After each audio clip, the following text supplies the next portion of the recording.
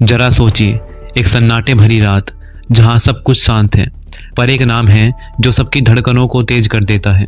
फूलन देवी। एक नाम जो उस दौर में हर किसी के दिल में डर और हैरत पैदा करता था। एक ऐसा नाम जिसने न केवल ऊंची जाति के अमीर लोगों की नींदें उड़ा दी, बल्कि गरीब और दबे कुचले लोगों के लिए न्याय का प्रतीक बनी। कौन थी ये फूलन देवी? क्या वो एक निर्दयी डाकू थी, या फिर एक ऐसी साहसी महिला जो समाज की विषमताओं के खिलाफ खड़ी हुई? फूलन देवी की कहानी केवल बागी होने की नहीं है, बल्कि एक संघर्षशील और साहसी औरत की है जो हर बार उठ खड़ी हुई। आज हम इस रहस्य से भरी कहानी को विस्तार से समझेंगे। फूलन का जीवन सिर्फ एक साधारण इंसान की कहानी नहीं है, यह साहस, संघर्ष, प्रतिरोध और प्यार की अनोखी गाथा है। कहानी में आगे बढ़ने से पहले अगर आप इसी तरह की और भी वीडियोस देखना चाहते हैं तो हमारे चैनल को सब्सक्राइब कर नोटिफिकेशन ऑन कर लें।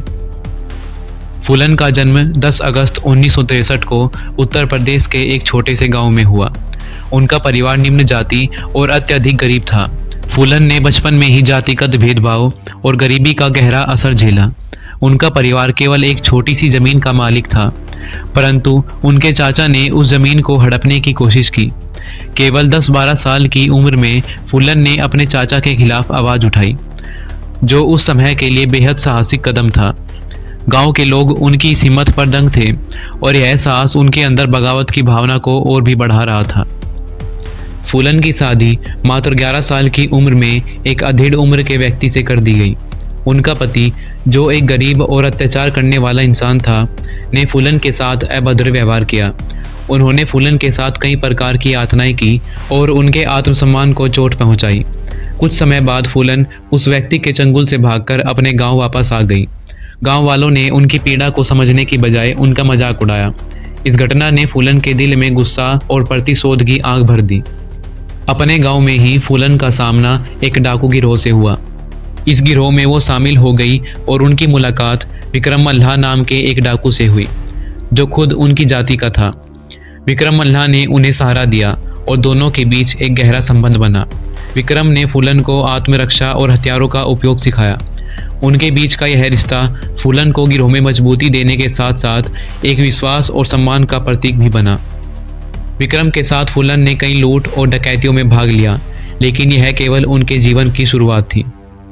विक्रम मल्लाह के साथ फूलन का जीवन सही दिशा में जा रहा था, लेकिन इस दौरान ठाकुर जाति के अन्य डाकुओं ने विक्रम मल्लाह की हत्या कर दी। फूलन को अपहरण कर बहमई गांव में ले जाया गया, जहां ठाकुरों ने उनके साथ कई दिनों तक अमानवीय व्यवहार किया। उस वक्त फूलन की आत्मा को जो चोट पहुंची, उसने उनके भीतर प्रतिशोध की आग को और भी भड़का दिया। 1981 में फूलन ने अपने गिरोह के साथ बेमही गांव पर हमला किया। इस हमले में 22 ठाकुरों की हत्या की गई। इस घटना ने पूरे देश में तहलका मचा दिया और फूलन देवी को एक खतरनाक डाकू के रूप में जाना जाने लगा। कुछ लोग उन्हें बैंडिट क्वीन मानने लगे, जबकि कुछ अन्य लोगों ने उन्हें दलितों की नायिका समझा। बेमही कांड ने फूलन को प्रतिशोध की देवी बना दिया, लेकिन उनके जीवन की असली परीक्षा अब भी बाकी थी। बेमही हत्याकांड के बाद फूलन देवी पुलिस के निशाने पर थी।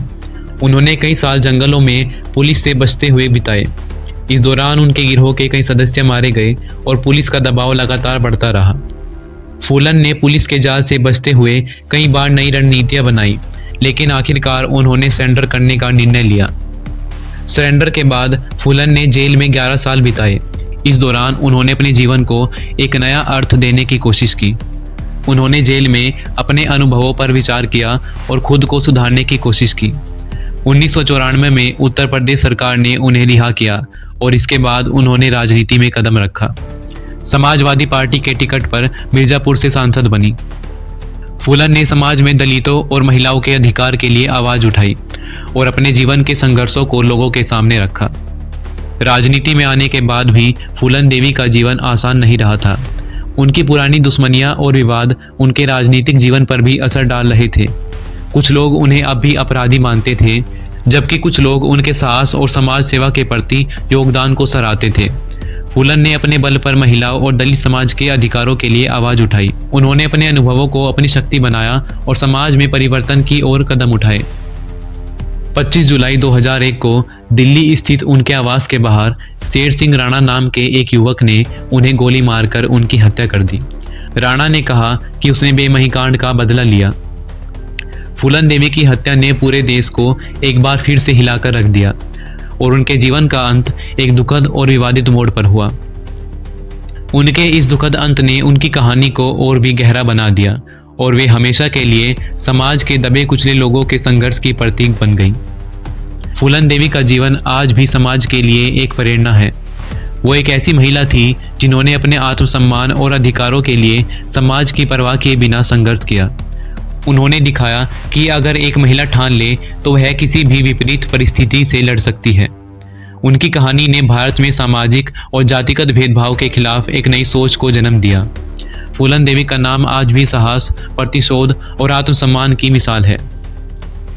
फूलन देवी का जीवन संघर्ष, साहस और न्याय की अनोखी गाथा है। उन्होंने एक छोटे गांव से निकलकर तमाम सामाजिक और जातिगत विषमताओं का सामना किया। उनके जीवन ने यह दिखाया कि एक साधारण महिला भी अगर ठान ले तो समाज की बेड़ियों को तोड़कर खुद के अधिकारों और आत्मसम्मान के लिए खड़ी हो सकती है। फूलन का जीवन केवल बदलने की कहानी नहीं, बल्कि हर उस महिला और दबे कुचले व्यक्ति की प्रेरणा है जो अपने साथ हुए अन्याय के खिलाफ आवाज उठाना चाहते हैं। उनकी मौत ने उनके संघर्ष को और भी अमर कर दिया। आज फूलन देवी का नाम उस साहस और शक्ति का प्रतीक है जो हर इंसान के भीतर छिपा हुआ है। तो ये थी फूलन देवी और कैसे वो एक गरीब लड़की होकर बैंडिट क्वीन कहलाई, इसका पूरा विवरण।